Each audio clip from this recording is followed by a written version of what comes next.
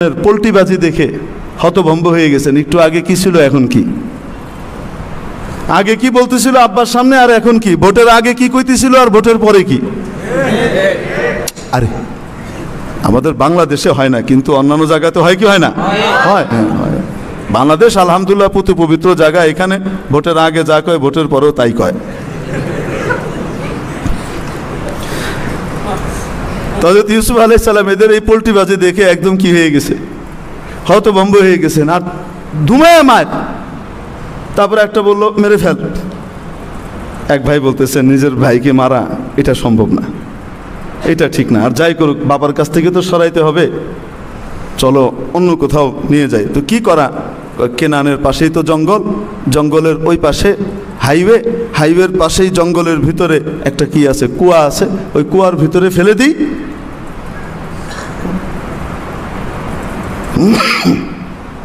ওখানে ফেলে দিই, কোনো একটা কাফেলা এসে অভিযাত্রী দল যখন ওখান থেকে পানি নিতে আসবে, উদ্ধার করে তাকে নিয়ে চলে যাবে। ইসলামিক পথের আলো। الذين اصطفى ما بعد فأعوذ بالله من الشيطان الرجيم بسم الله الرحمن الرحيم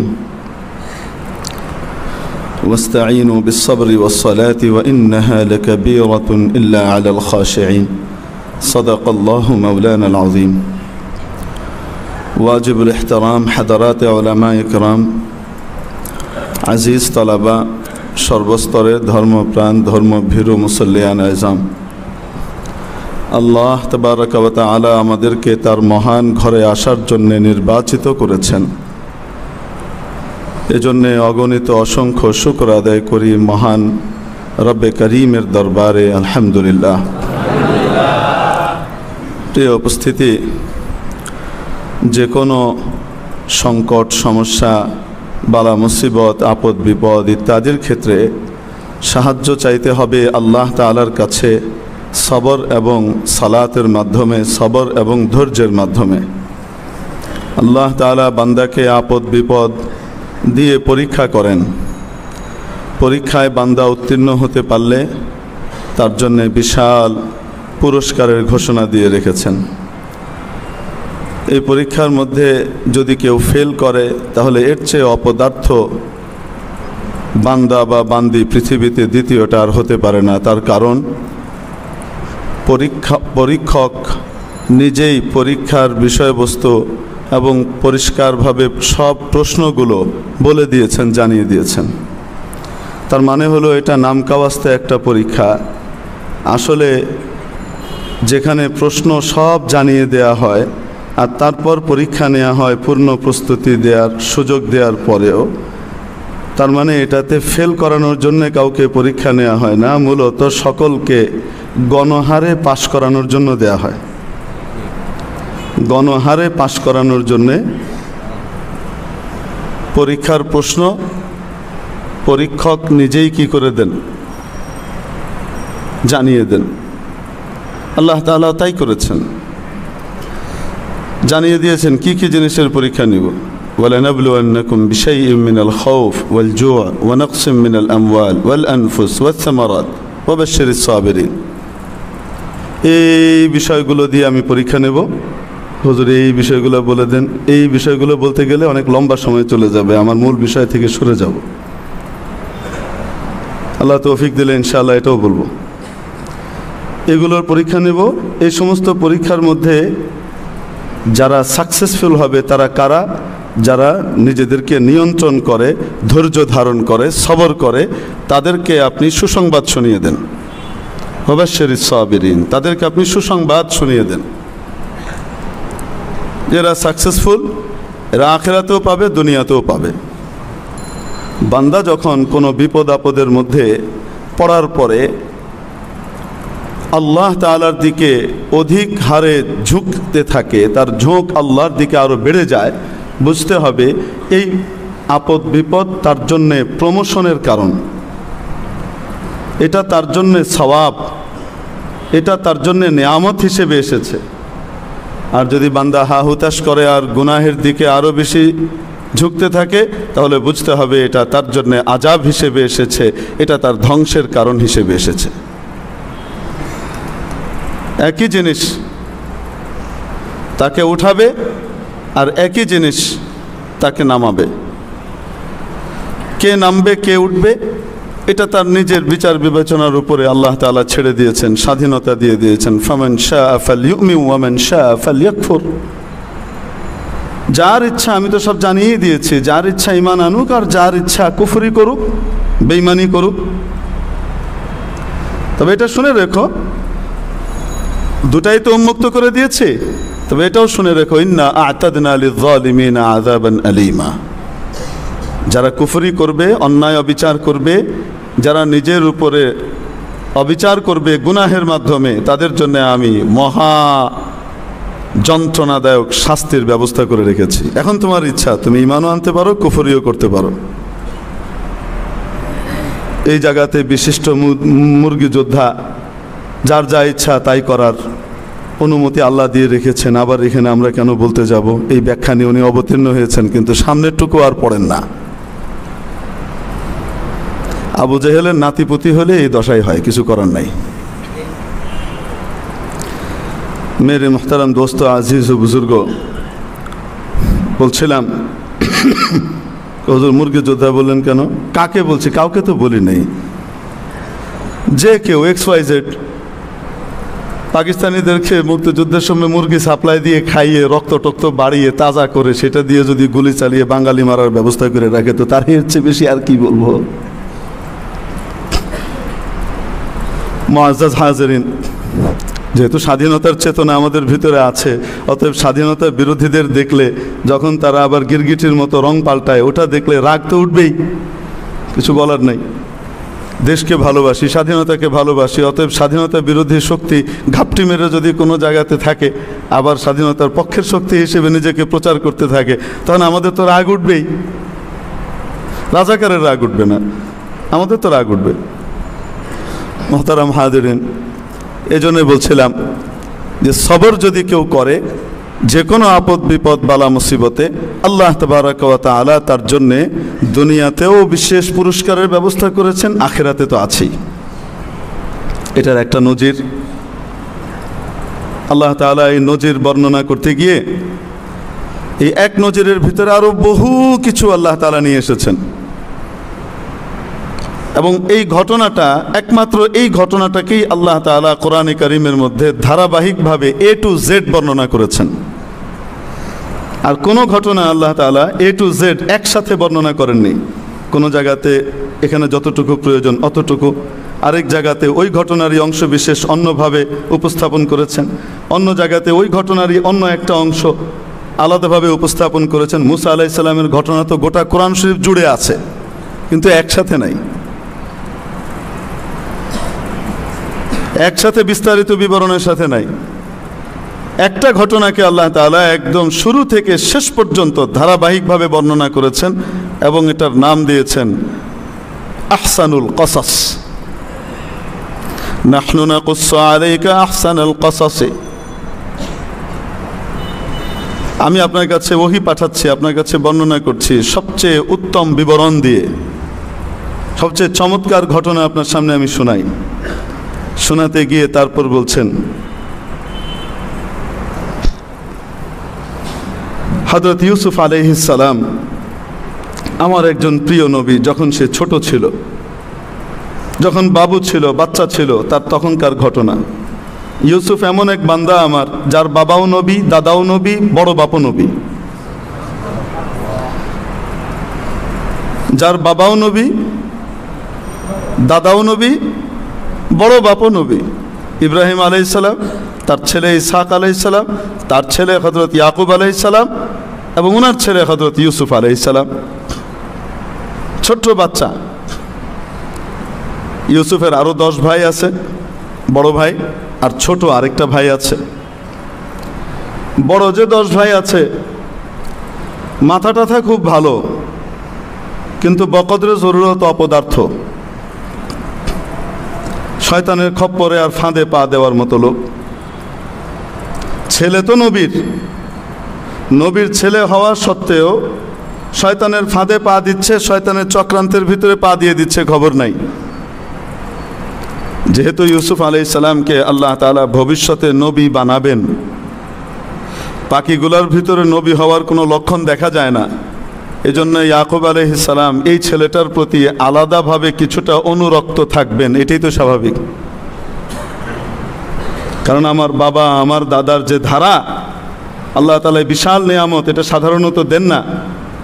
একের পর এক বংশ পরম্পরায় আল্লাহ নবী বানিয়ে যাচ্ছেন একের পর এক, সেই ধারাবাহিকতা আমার এই ইউসুফকে দিয়ে রক্ষিত হবে। অতএব এই বাচ্চার প্রতি আলাদা একটা টান, মায়া, মমতা, ভালোবাসা হযরত ইয়াকুবের থাকবেই। এটা শুধুমাত্র ইউসুফ অত্যন্ত সুন্দর ছিলেন এই জন্যে না, বরং এর মূল কারণ ছিল ইয়াকুব আলাইহিস সালাম যে হযরত ইউসুফের প্রতি আলাদা ভালোবাসা রাখতেন, টান রাখতেন, এটার মূল কারণ ছিল যে ইউসুফের ভিতরে ভবিষ্যতে নবী হওয়ার আলামতগুলো পরিপূর্ণভাবে পরিস্ফুট ছিল, পরিলক্ষিত হচ্ছিল। এরপরে একটা সুসংবাদও আসলো, যে সুসংবাদ দিয়ে পরিষ্কারভাবে বোঝা গেল যে ইউসুফ ভবিষ্যতে নবী হতে চলেছেন। কি ঘটনা? হযরত ইউসুফ আলাইহিস সালাম এক স্বপ্ন দেখলেন, অদ্ভুত স্বপ্ন। সেই স্বপ্ন দেখে আব্বার কাছে বললেন, নবী ইয়াকুবের কাছে। ইয ক্বালা ইউসুফ, যখন ইউসুফ বললেন, ইয়া আবাতি, আব্বা জান, ইন্নী রাআইতু আহাদা আশারা কাওকাবা ওয়াশ-শামসা ওয়াল-কমারা রাআইতুহুম লি সাজিদিন। আব্বা, আমি অদ্ভুত একটা স্বপ্ন দেখেছি। আমি দেখেছি 11টা তারা, সূর্য এবং চাঁদ, চাঁদ, সূর্য এবং 11টা তারা আমাকে সেজদা করছে, আমার সামনে একদম নতজানু হয়ে গেছে, আমি এটা দেখলাম। হযরত ইয়াকুব আলাইহিস সালাম যা বুঝার বুঝে নিয়েছেন এবং সাথে সাথে বললেন, বেটা, লা তাকসুস রুয়াকা আলা ইখওয়াতিক, তোমার ভাইদের কাছে এই স্বপ্নটা তুমি বলো না, তোমার এই স্বপ্নটা খবরদার তোমার ভাইদের কাছে বলুন, বলো না। কেন? কারণ এই স্বপ্নের মর্ম আর অর্থ বোঝার ক্ষমতা তাদের আছে, তারা বুঝে ফেলবে এবং মর্ম বোঝার সাথে সাথে তোমার উপর হামলে পড়বে। কারণ তোমার শ্রেষ্ঠত্বের ঘোষণা এই স্বপ্নের মধ্যে দেয়া আছে, যে তুমি এদের সকলের চেয়ে শ্রেষ্ঠ হবে। 11 তারা মানে বড় 10 ভাই, ছোট 1 ভাই, কত? 11। শামস ওয়াল কমর, বাবা মা, এদের সকলের চেয়ে আল্লাহ তোমাকে বিশেষ মর্যাদা কি করবেন? দান করবেন, আলাদা একটা মর্যাদা দিবেন। এটা তারা বুঝে ফেলবে। ফায়াকিদু লাকা কাইদা, এরকম করলে তারা, তুমি যদি বলে দাও তাহলে এরা কিন্তু তোমার বিরুদ্ধে চক্রান্ত করবে। হাদিস শরীফের মধ্যে এসেছে যে স্বপ্ন, সত্য স্বপ্ন, এটা ওহীর 46 ভাগের 1 ভাগ। এটার মর্ম আরেকদিন বলবো। 46 ভাগের 1 ভাগের মর্ম কি? নবুয়তের 23 বছরের জমানা, তার আগে রাসূল সাল্লাল্লাহু আলাইহি ওয়াসাল্লাম 6 মাস পর্যন্ত সুন্দর সুন্দর স্বপ্ন দেখেছেন। ফাকানা লা ইয়ারা শাইআন ফিল মানামি ইল্লা জাআ মিথলা ফালাকিস সুবহ। 6 মাস পর্যন্ত নবী এমন কিছু স্বপ্ন দেখেছেন ওহী আসার আগ দিয়ে, যে এই 6 মাসের মধ্যে উনি যাই দেখতেন স্বপ্নে, একদম প্রভাত রশ্মির মতো, দিবালোকের মতো, তা একদম হুবহু অক্ষরে অক্ষরে বাস্তবায়িত হতো।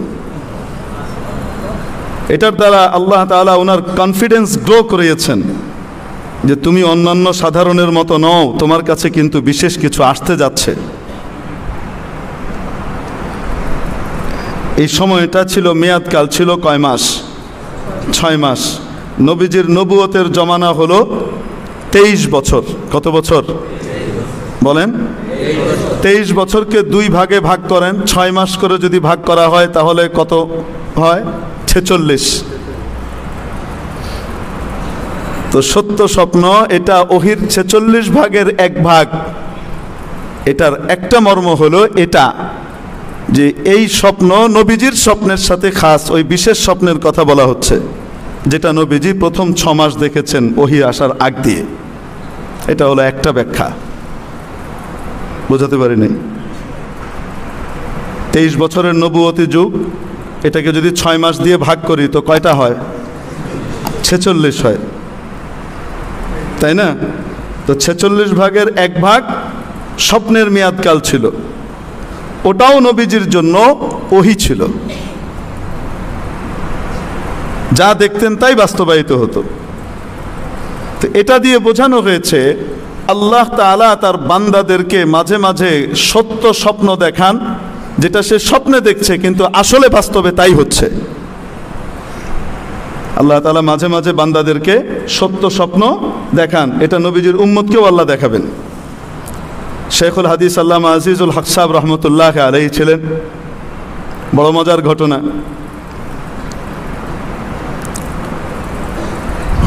উনি একদিন হঠাৎ চলে গেছেন মাঠে। কোথায় গেছেন? মাঠে। মাঠে গিয়ে ক্লাস টাইমে মাঠে চলে গেছেন। হঠাৎ মাঠে গিয়ে ওনার 3 ছেলে মেয়েকে ধরেছেন, মাহবুব, মাহফুজ, দিলারা। ওনার ছোট্ট ছোট্ট বাচ্চা তখন এরা। সেই মাহফুজ সাহেব আল্লাহ তাআলা এখন আল্লামা মাহফুজুল হক বানিয়েছে, সুবহানাল্লাহ। এখন বিফাকুল মাদারিসিল আরবিয়ার মহাসচিব, আল্লাহ কবুল করেন, বলেন আমিন। আল্লাহ কিভাবে বানায়, বড়দের নজর দেখেন। এই 3 জন খেলছে, ছোট ছোট তো, প্রত্যেকদিন মাদ্রাসায় যায়। উনি গিয়ে এদেরকে ধরে নিয়ে এসছেন কোথায়? মাদ্রাসায়। হুজুরকে এসে জিজ্ঞেস করছেন, এরা মাদ্রাসায় আসে না? হুজুর আসে তো, এই 3-4 দিন ধরে আসতেছে না। এই 3-4 দিন ধরে বাসা থেকে বেরোয় খেলাধুলা করে, বাচ্চারা যা করে। এখন উনি দিয়ে গেছেন। অনেক পরে ক্লাসের ভিতরে উনি একদিন সবক পড়াতে গিয়ে ওহির 46 ভাগের 1 ভাগ যে স্বপ্ন, এটা বর্ণনা করতে গিয়ে তখন বলছেন, হঠাৎ একদিন আমি ঘুমাইছি একটু, ঘুমের ভিতরে স্বপ্নে দেখি এই 3টা খেলাধুলা করতেছে মাঠে।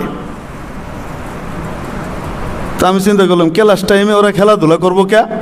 এই স্বপ্ন তো আমার দেহনের কথা না, ইচ্ছা দিয়ে যায় দেখাই। তো ঘুমতে উঠতে যায় দেখি আসলেই 3টা খেলতেছে। পরে 2 মাদ্রাসায় লইছি। অদ্ভুত না? যা স্বপ্ন দেখছে সেটাই কি বাস্তব। আল্লাহ তাআলা বাস্তবটাই স্বপ্নের মধ্যে দেখাচ্ছেন। বদরের যুদ্ধের আগে রাসূলুল্লাহ সাল্লাল্লাহু আলাইহি ওয়াসাল্লাম এক আত্মীয়া সাইয়্যিদা আতিকা, উনি স্বপ্ন দেখছেন যে বদরের যুদ্ধের মতো এরকম একটা ঘটনা ঘটছে এবং সব মারা যাবে, মক্কার এরা যে কঠিনভাবে মার খাবে, এরকম একটা স্বপ্ন উনি দেখেছেন। ইয়া আইয়ুহাল কওম কুমু উখরুজু ইলা মাসারিইকুম। এবং এই স্বপ্ন হুবহু বাস্তবায়িত হয়েছে, তোমাদের মরণ ভূমির দিকে যাও। কেউ এসে বলছে, উঠো তোমরা তোমাদের মরণ ভূমির দিকে যাও, মক্কাবাসীকে ডেকে বলছে। উনি স্বপ্ন এটা দেখেছেন। এটা আবার ওনার ভাই হযরত আব্বাসকে বলে দিয়েছেন, রাসূলের ফুপি ছিলেন সম্পর্কে। বলেছেন কাউকে বলেন না। আব্বাস রাদিয়াল্লাহু আনহু আবার আরেকজনকে বলছেন। এটা গিয়ে আবু জেহেলের কান পর্যন্ত বলছে। আবু জেহেল ডেকে কো, আগে তো তোমাদের বেটারা নবী হইতো, এখন দেখি বেড়িরাও নবী হয়ে গেছে গা। বুঝতে পারেন নাই? আসলে স্বপ্নটা কি মিথ্যা ছিল না সত্য ছিল? বাস্তব স্বপ্ন। হযরত ইউসুফ আলাইহিস সালামও এরকম স্বপ্ন দেখছেন। হযরত ইয়াকুব আলাইহিস সালাম বুঝে ফেললেন যে এটা তো একদম সত্য স্বপ্ন। ইউসুফ যে নবী হবে সেটারও ঘোষণা, এবং নবীর সব স্বপ্ন সত্য। নবীর সব স্বপ্ন সত্য, কারণ নবীর যে স্বপ্ন হয় এটা ওহী হয়। ওহী 7 ভাবে আসে, তার ভিতরে একটা প্রকার হলো স্বপ্নের মাধ্যমে আসে নবীর কাছে। এই জন্য ইব্রাহিম আলাইহিস সালাম যে স্বপ্নে দেখেছিলেন সবচেয়ে প্রিয় বস্তুকে কোরবান করার, জবাই করার ব্যাপারে, ইব্রাহিম আলাইহিস সালামের জন্য ওই স্বপ্ন ওহী ছিল, কারণ উনি নবী। ওই স্বপ্ন আমার আপনার জন্য ওহী না। এখন উনি স্বপ্ন দেখলেন আর ওনাকে আব্বা জান ইয়াকুব বলে দিলেন, বাবা তুমি এই স্বপ্ন তোমার ভাইদের কাছে বলো না, কারণ তারা তো জ্ঞানী, বুঝে ফেলবে এই স্বপ্নের অর্থ কি। ফায়াকিদু লাকা কাইদা, ওরা তোমার বিরুদ্ধে চক্রান্ত করবে। কেন করবে? শয়তানের খপ্পরে পড়ে। ইন্নাশ শাইতানা লিল ইনসানি আদুউম মুবিন, নিশ্চয় শয়তান মানুষের প্রকাশ্য শত্রু, শয়তানের সুযোগ দিও না। ইউসুফ ছোট বাচ্চা, গল্পের ভিতরে কথা কইতে কইতে একসময় স্বপ্ন এটা কয়ে ফেলছে। এরা তো যা বুঝার বুঝে ফেলছে, খাইছে রে 11 তারা, মানে আমরা শামসার কমার মানে বাবা মা, আমরা এর কাছে ছোট হব না, তার আগে ওরা সাইজ করে ফেলবো, খাড়াও। যেহেতু ইয়াকুব আলাইহিস সালাম বেশি আদর করতেন ইউসুফকে, আলা নবিয়িনা আলাইহিস সালাতু ওয়াত তাসলিম, এখন ভাইরা বলতে লাগলো, কি বলে? আল্লাহ তাআলা বলেন, লাকাদ কানা লাকুম ফি ইউসুফা ওয়া ইখওয়াতিহি আয়াতুল লিসাইলিন, জিজ্ঞাসাকারীদের জন্য, কৌতূহলী বান্দাদের জন্য ইউসুফ এবং তার ভাইদের ঘটনার মধ্যে রয়েছে বহু নিদর্শন, বহু শিক্ষা, অনেক শিক্ষা নিহিত আছে, তারা যদি এখান থেকে শুধু বের করে নিতে পারে। إذ قالوا ليوسف وأخوه أحب إلى أبينا منا ونحن عصبة إن أبانا لفي ضلال مبين। যখন এই 10 ভাই আপসে কথা বলতে লাগলো এবং তারা বলতে লাগলো যে আমাদের ভাই ইউসুফ এবং তার ভাই বেনিয়ামিন, এই দুইজন আব্বা জানের কাছে অনেক বেশি প্রিয়, আমাদের চেয়ে বেশি প্রিয়, আর আব্বা পার্সিয়ালিটি করতেছে। ইন্না আবানা লাফি দালালিম মুবিন, আমাদের আব্বা পরিপূর্ণ বিভ্রান্তির মধ্যে আছে।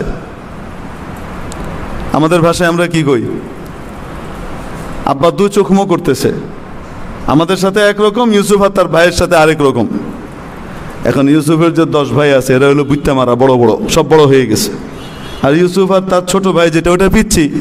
যখন এরাও ছোট ছিল তখন ছোট থাকা অবস্থায় আব্বা তাদেরকে কোলে নিচে নাচাইছে, আহা আও খাও করেছে না?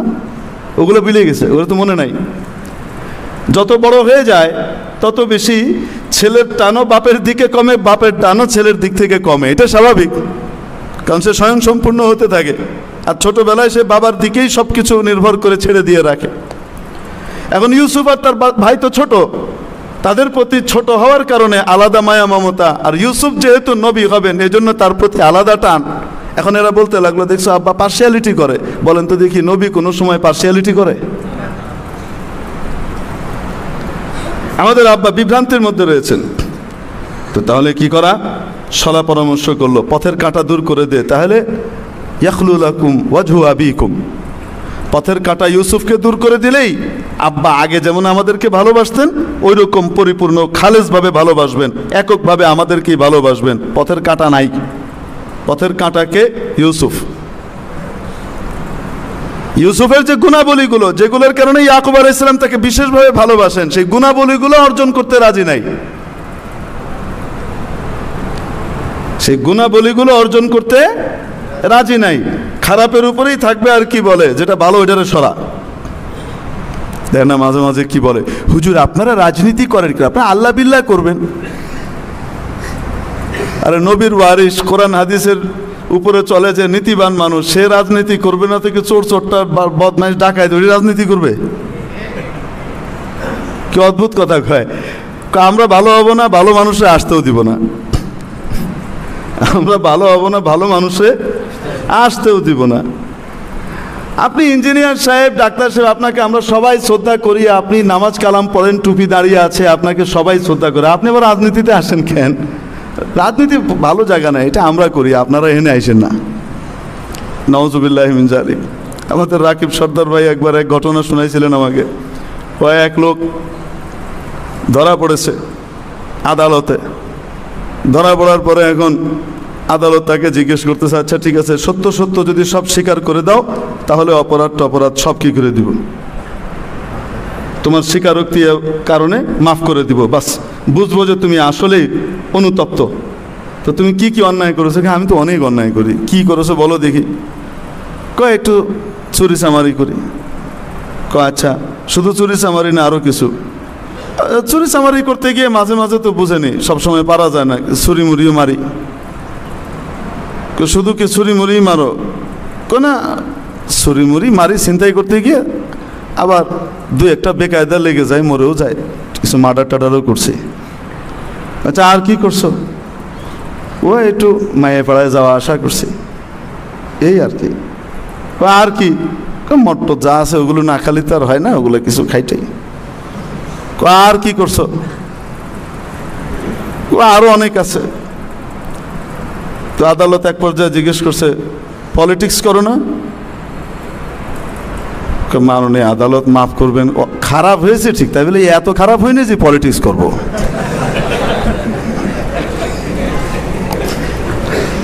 রাজনীতির ময়দানটাকে আমরা এমন ভাবে কলুষিত করে ফেলেছি, এখানে ভালো মানুষ যেতেও এখন লজ্জা পায়, কেমনে যাবে? আল্লাহ আমাদের সবাইকে ভালো করে দেন, আমিন। এই কলুষিত ময়দানটাকে কলুষ মুক্ত করে দেন এবং ওই মানুষগুলাকে ফেরেশতা সুলভ বানিয়ে দেন, আল্লাহ কবুল করেন, আমিন। আমরা দোয়া করি, আমরা কাউকে খোঁচা মারতে চাই না, কিন্তু মাঝে মাঝে তো পুঁজ ভিতরে জমে গেলে ডাক্তার একটু খোঁচা মাইরা পুঁজগুলাকে বের করে দিতে হয়, নাহলে তো ব্যথা হবে, ক্যান্সার হয়ে যেতে পারে। এই জন্য মাঝে মাঝে একটু খোঁচা দিয়ে পুঁজ বের করে দিই, বুঝেন নাই? তো বলছিলাম হযরত ইউসুফ আলাইহিস সালামকে এখন তারা কি বলে, ইউসুফ আর তার ভাই বাবার কাছে বেশি প্রিয়, আমাদের চেয়ে বেশি প্রিয়, পথের কাঁটা দূর করে দাও, নিজে ভালো হব না, ভালোটারেও থাকতে দেব না, ওটাকে সরাই দাও। আমরা কাঁটা কাঁটাই থাকবো, তবে ফুল থাকতে পারবে না আমাদের কাঁটা বনে।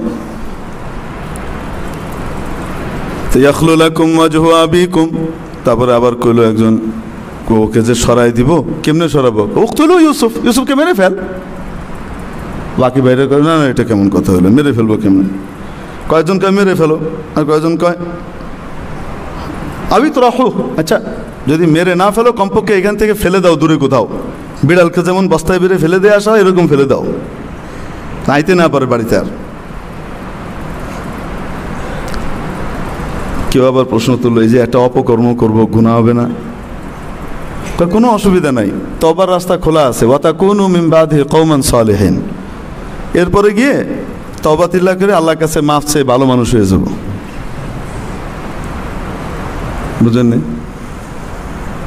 এরকম চিন্তা চেতনার মানুষ আমাদের সমাজেও পাওয়া যায় কি যায় না?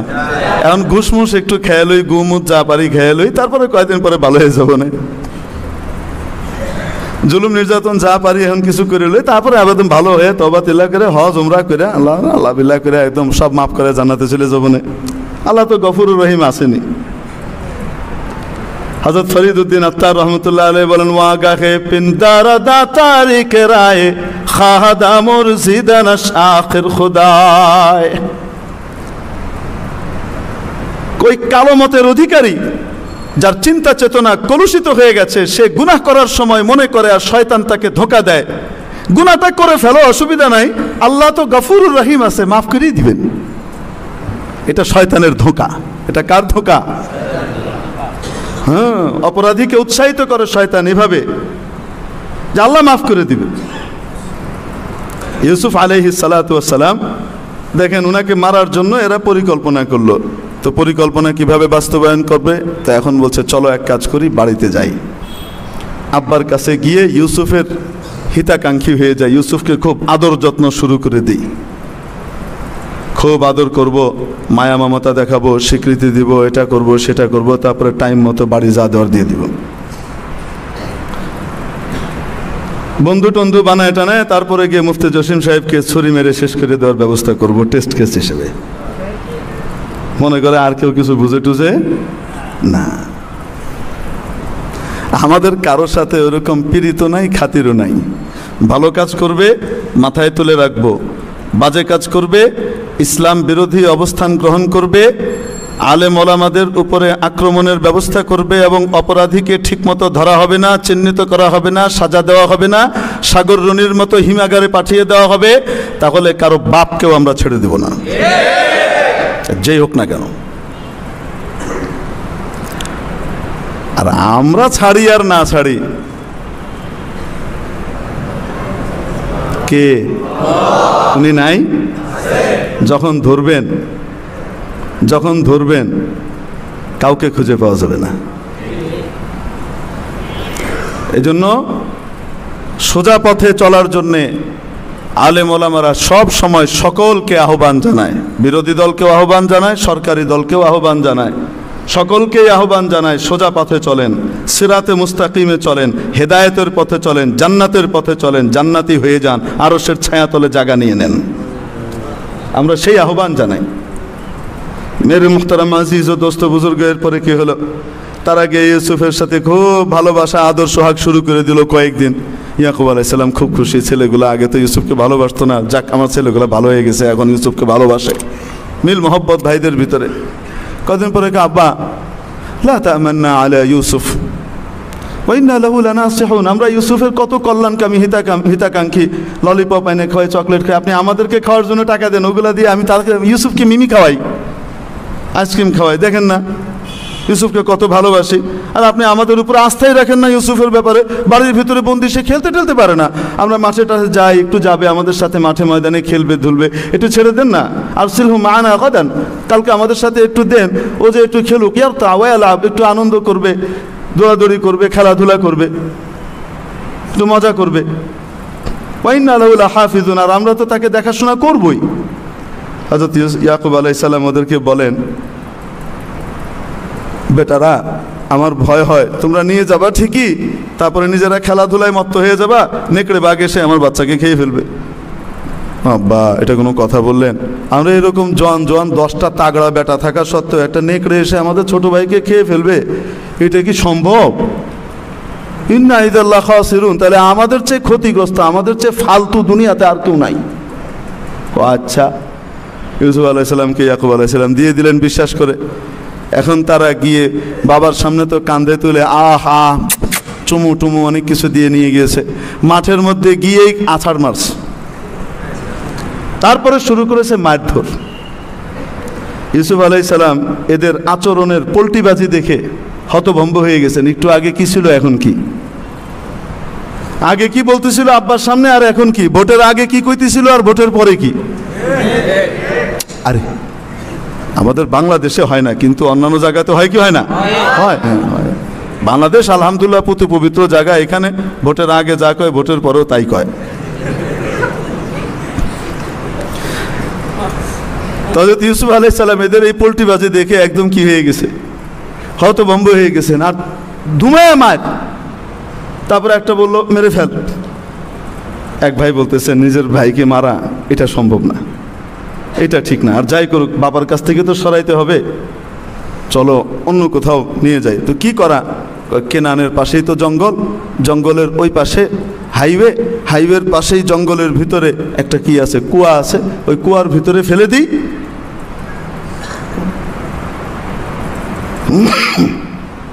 ওখানে ফেলে দিই, কোনো একটা কাফেলা এসে অভিযাত্রী দল যখন ওখান থেকে পানি নিতে আসবে, উদ্ধার করে তাকে নিয়ে চলে যাবে, আর বাড়ি ফিরতে পারবে না।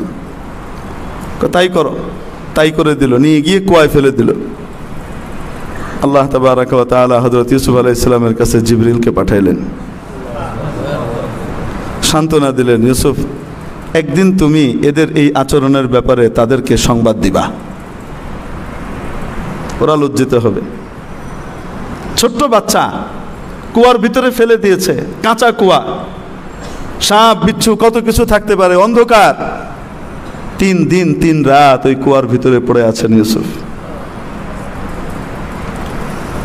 আর ওই এক ভাই নাম ছিল ইয়াহুদা, যে ভাই ওই 10 ভাইয়ের ভিতরেই, কিন্তু সে কোনোভাবেই ইউসুফকে মারধরের পক্ষে ছিল না, বা বাবার কাছ থেকে সরানোর পক্ষে বা জুলুম করার পক্ষে ছিল না। কিন্তু সবগুলা যেহেতু একদিকে, ও বিরুদ্ধে গেলে ওরও যে মেরে ফেলবে, এজন্য নিজে যান বাঁচানোর জন্য ওদের সাথে একমত হয়েছে ঠিক, কিন্তু রাতের আধারে গোপনে প্রত্যেক দিনের খাওয়া থেকে নিজের কিছু খাওয়া বাঁচিয়ে রেখে রাতের বেলায় এসে ইউসুফকে কিছু খাবার দিয়ে যেত, ভাই এর চেয়ে বেশি আর পারতেছি না, খা।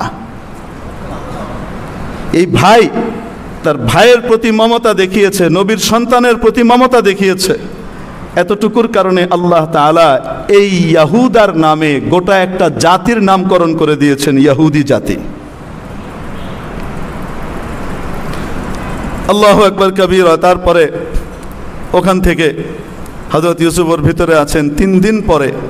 এদিকে ভাইরা আবার একটা মিথ্যা নাটক মঞ্চস্থ করেছে বাবার সামনে গিয়ে। ইউসুফের জামাটা আগেই খুলে নিয়েছিল, রাতের বেলায় বাবার সামনে কাঁদতে কাঁদতে গেছে রক্তমাখা জামা নিয়ে, ওইটাকে একটা ছাগল জবাই করে, দুম্বা জবাই করে ওইটা রক্ত দিয়ে কাপড়টাকে রঞ্জিত করেছে, জামাটাকে নিয়ে গেছে। আল্লাহ বলেন ওয়াজাউ আবাহুম ইশাআ ইয়াবকুন, রাতের বেলায় বাবার কাছে গিয়েছে কাঁদতে কাঁদতে, আব্বা আপনি ঠিকই বলেছেন, ইন্না যাহাবনা নাস্তাবিকু ওয়া তারাকনা ইউসুফা ইনদা মাতাইনা ফাআকালাহু যিব। আমরা একটু দৌড়াদৌড়ি করছিলাম আর ওই যে ওকে আমাদের মালপত্রের কাছে রেখে গিয়েছিলাম, কুত্থেকেটা নিকটে এসে খেয়ে ফেলেছে। আব্বা ঠিকই বলছেন। হযরত ইয়াকুব আলাইহিস সালাম বলেন, আমাকে ভং দিয়ে বোঝাইলে তো হবে না, আমি তো বুঝি এগুলা। তারাকে বিশ্বাস করেন না আপনি? এই যে দেখেন তার রক্ত মাখা জামা। হযরত ইয়াকুব আলাইহিস সালাম দেখে বলতেছেন, বাল সাওয়ালাত লাকুম আনফুসুকুম আমরান ফাসাবরুন জামিল। এটাও একটা বানোয়াট জিনিস। আব্বা তাও বিশ্বাস করছেন না আপনি? হ্যাঁ বিশ্বাস তো করব, কারণ এমন এক আকলমন্দ বাঘ আমার ছেলেটাকে খাইলো, ছেলেটাকে তো ছিঁড়ে ফিরে খেয়ে ফেললো, জামাটা আনাম রাখছে, জামাটা খুইলে তারপর খাইছে। ধরা পড়ছে নি বলে নাই। যাই হোক, উনি বললেন আমি আল্লাহর কাছে ধৈর্য ধারণ করছি, সবর করছি, বাস, এছাড়া আমার আর কিছু করার নাই। ওয়াল্লাহুল মুস্তাআনু আলা মা তাসিফুন। আল্লাহই উত্তম সাহায্যকারী, ওনার কাছেই সাহায্য চাই তোমরা যা বলছো এগুলোর ব্যাপারে। 3 দিন পরে এক কাফেলা আসলো, অভিযাত্রী দল। ফারসালু ওয়ারিদাহুম, তারা তাদের পানি আনার লোকটাকে পাঠালো, যাও পানি নিয়ে আসো কুয়া থেকে। তো ওখানে যখন কুয়ার ভিতরে বালতি ফেললো, ফাদলা দালওয়া, তার বালতিটাকে যখন ফেললো, বালতি দিয়ে টেনে পানি উঠানোর পরিবর্তে দেখে পৃথিবীর সবচেয়ে আশ্চর্যজনক সুন্দর বাবুটা এখানে। এত সুন্দর বাবু ইতিপূর্বে আল্লাহ তাআলা আর পয়দা করেননি। এক হাদিসের ভিতরে বিবরণ এসেছে এরকম, এক বর্ণনার ভিতরে যে রাসূল আল্লাহ তাআলা মাখলুকাতকে যে সৌন্দর্যটা দান করবেন সেটাকে 100 ভাগে ভাগ করলেন, তার ভিতরে 99 ভাগ আলাদা করে রাখলেন একজনকে দেওয়ার জন্যে, আর বাকি 1 ভাগ, এই 1 ভাগকে 2 ভাগে ভাগ করলেন। 2 ভাগে ভাগ করে অর্ধেক ভাগ এইটাকে দিলেন আদম আলাইহিস সালাম থেকে শুরু করে কিয়ামত পর্যন্ত যত মানুষ আসবে, এসেছে, আসবে, সকলকে ভাগ করে দিলেন। তাহলে মনে করেন ওই অর্ধেকটাও সৌন্দর্যের কি বিশাল সাগর, যেই সাগরের মধ্য থেকে এক একজন ছিটে ফোঁটা পেয়েছে, তা দেখে মানুষ জান দিয়ে দেয়, ট্রাকের তলে লাফ মারে। ছিটে ফোঁটা কয় লক্ষ ভাগের 1 ভাগ, মানে কত নিযুত হাজার কোটি ভাগের 1 ভাগ কল্পনা করা যাবে না, কিন্তু তাতেই কি অবস্থা।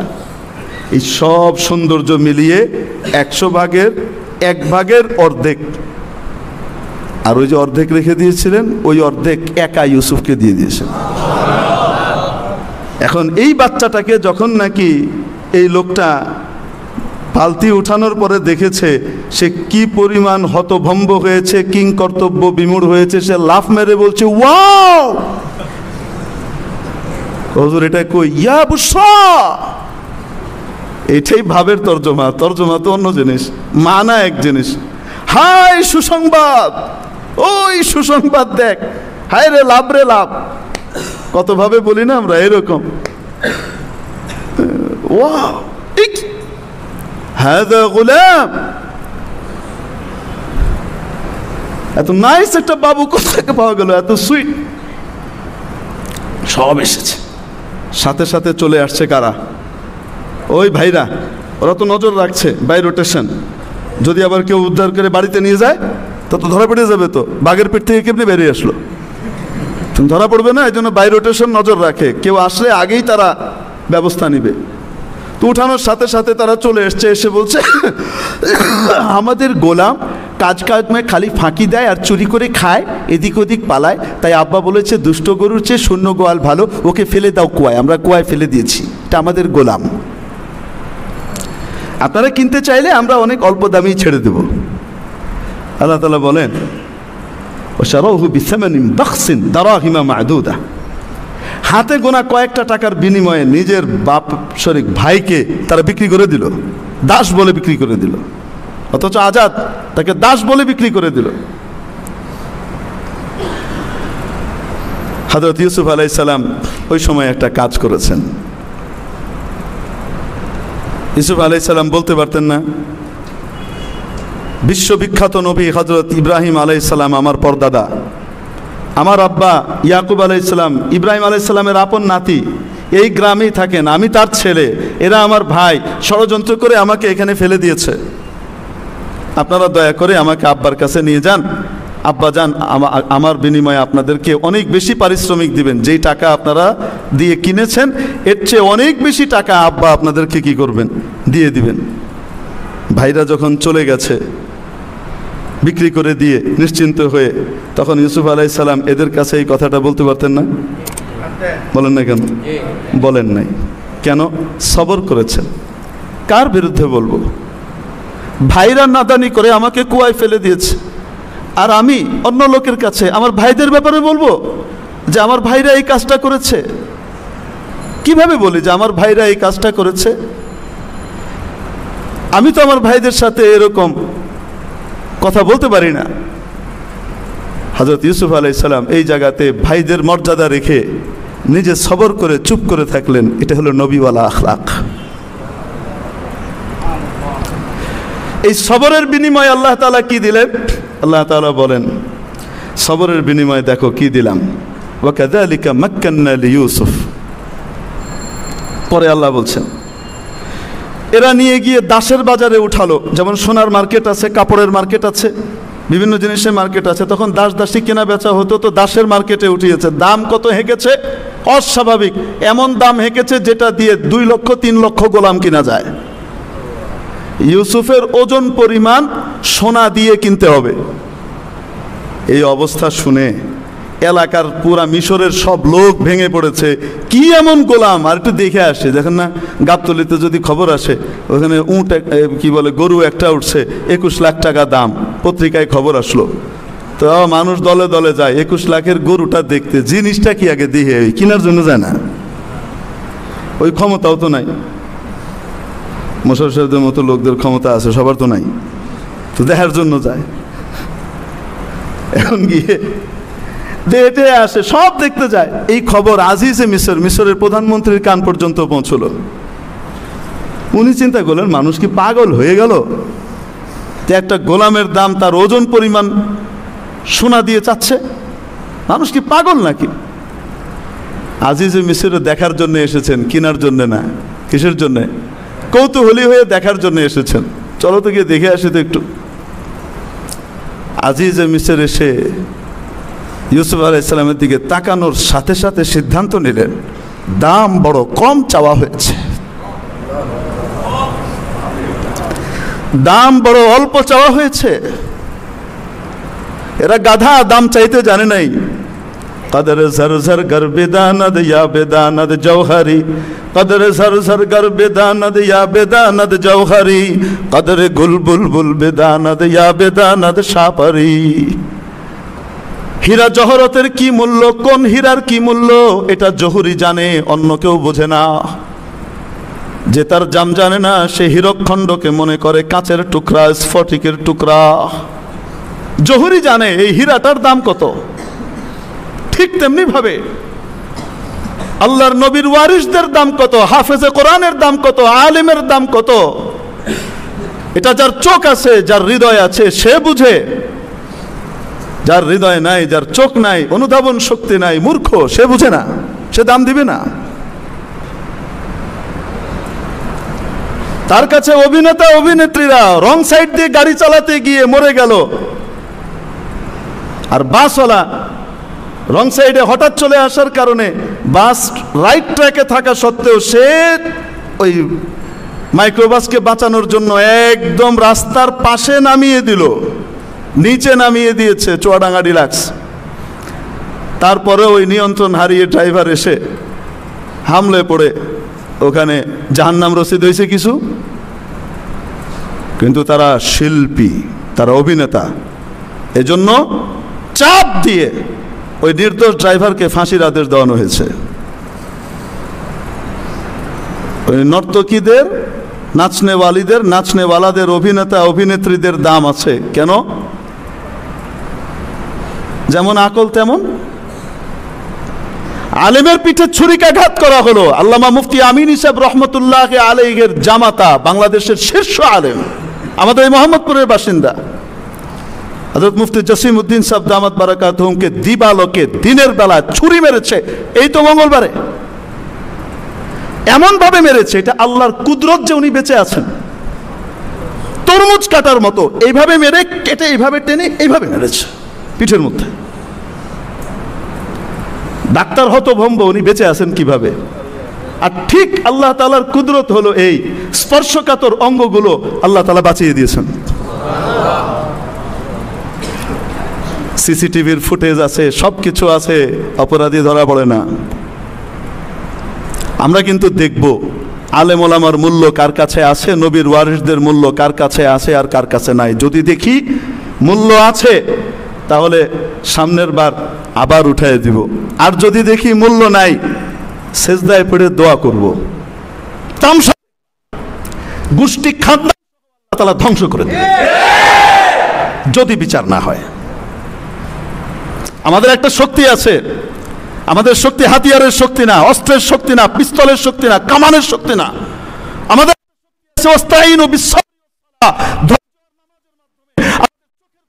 যায় না মাঝে পড়ে আর ওযুর মাধ্যমে কান্নাকাটির সাথে হয়।